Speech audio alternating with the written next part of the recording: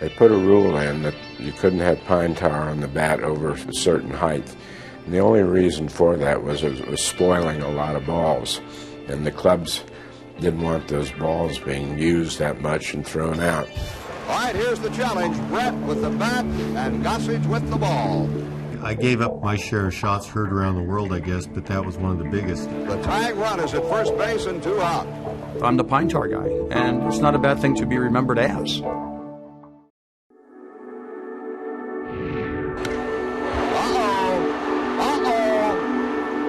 gone, and now the Royals have the 1-run lead.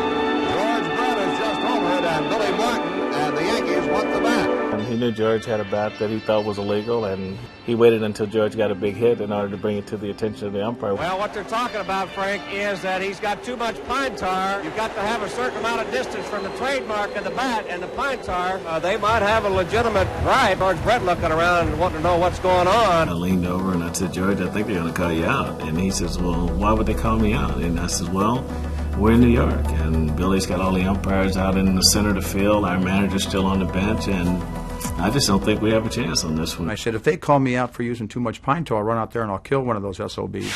And as soon as I said SOBs, the Tim McClellan, the umpire, who stands 6'6" and weighs 250, is looking for me in the dugout. Hey, there you are, you're out. Oh, look at this. Brett is out. And He's steaming mad. he is out and having to be forcibly restrained from hitting plate umpire Tim McClellan. And the Yankees have won the ball game 4-3.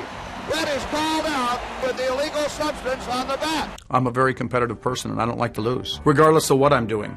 And especially when you do something, what I consider was extraordinary, to hit another home run off Goose Gossage in an extraordinary place, Yankee Stadium.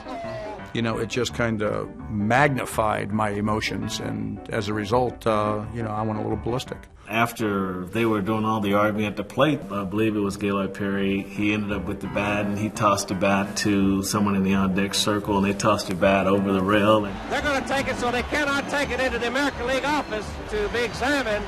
Well, a Yankees security person and one of the umpires quickly are chasing whoever has the bat.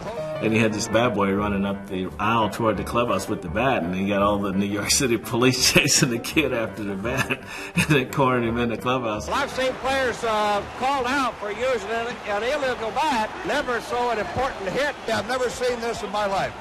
Pine tar didn't help that ball that Brett hit go out of the ballpark.